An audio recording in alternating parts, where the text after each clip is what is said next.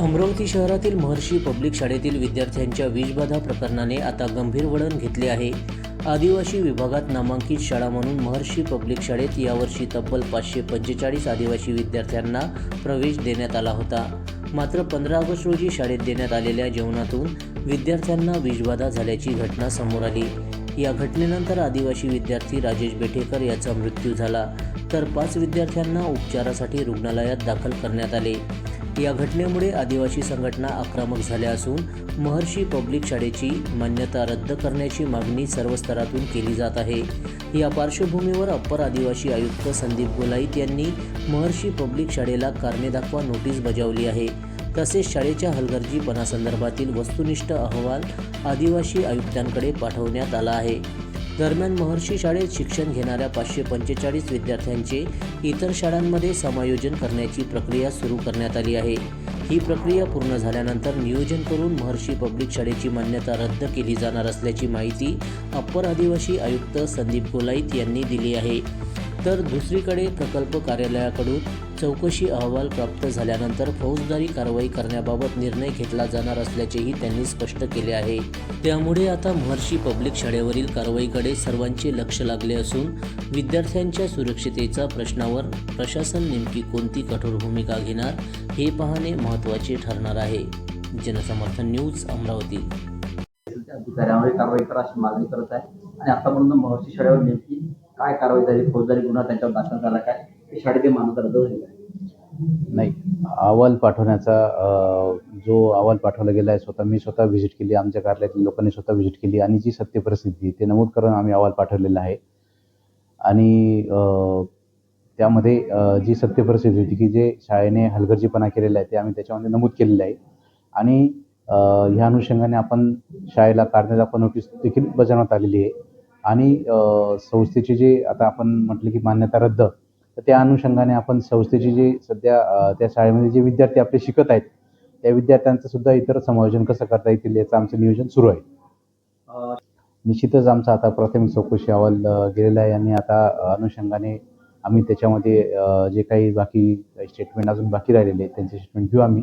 काही विद्यार्थी ते गावाकडे गेलेले आहेत आणि याच्यामध्ये जो अंतिम अहवाल आहे, अंतिम अहवालाच्या अनुषंगाने याच्यात निश्चित ती नियमोचित कारवाई ते करण्याचे आम्ही प्रकल्प अधिकारी यांना तसं सांगू.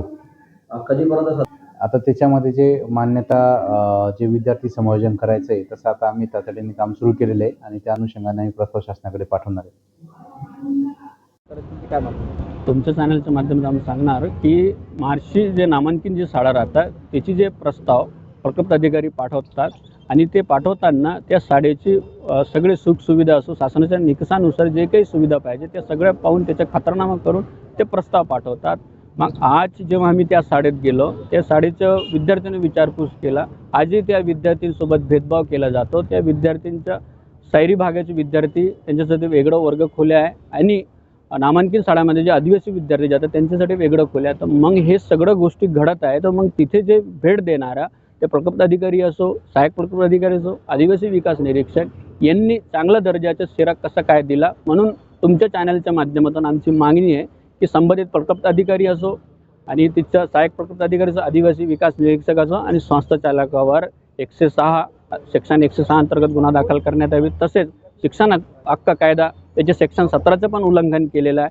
त्याच्यात यांच्यावर गुन्हा दाखल झाला पाहिजे आणि भारतीय संविधानाचे आर्टिकल 14, 15 आणि 21चं बी उल्लंघन संबंधित प्रकल्प अधिकारी यांनी केलेलं आहे. म्हणून आमची एकदम कडक मागणी आहे की बस संबंधित प्रकल्प अधिकारी यांच्यावर गुन्हा दाखल झालाच पाहिजे. गुन्हा दाखल होणार नाही तर आम्ही धारणीचे जे पोलीस स्टेशन आहे तिथचं घेराव करणार. हे तुमच्या चॅनलच्या माध्यमातून प्रशासन आणि शासनाला आमची कडक इशारा आहे.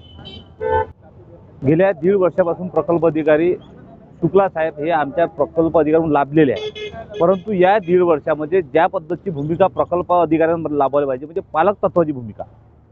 प्रकल्प अधिकारी हा आदिवासी विकास विभागाचा आणि आदिवासी समाजाचा पालक आहे. म्हणजे अमरावती जिल्ह्यातील मिनिमम 6 लाख लोकांचा पालक हा प्रकल्प अधिकारी आहे.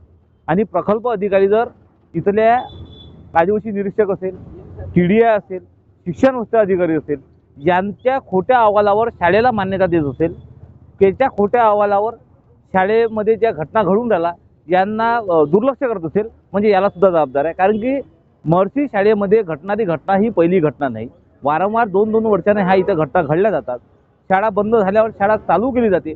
कशी काय चालू केली जातात बा, हा सुद्धा प्रश्न इथल्या आमच्या समाज व्यवस्थेला झालेला आहे. त्यामुळे आमची एक विनंती आहे का ज्या ठिकाणी ही घटना घडली, ज्या लोकांनी तिथं इन्स्पेक्शनसाठी गेले, अहवाल तयार केला, ज्या अहवालामध्ये खोट्या नोंदी यांनी घेतल्या, त्या सर्वांवर तात्काळ गुन्हे दाखल झाले पाहिजे.